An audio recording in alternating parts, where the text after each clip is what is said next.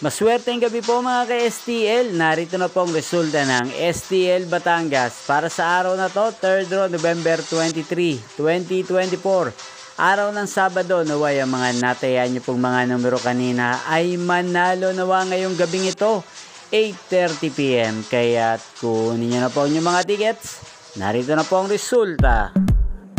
Ang mga numerong nanalo sa STL Batangas ngayong gabing ito, November 23, 2024, 8:30 PM.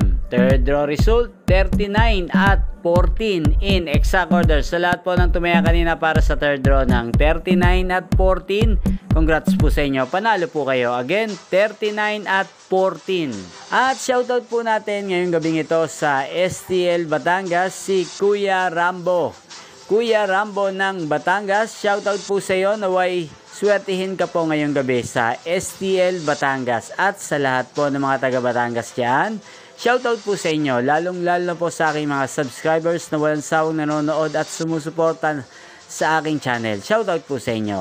At inyo pong napanood ang resulta ng STL Batangas sa channel na to, Roderick Hernandez TV. Magkita-kita pong muli tayo bukas ng alas 12 ng tanghali.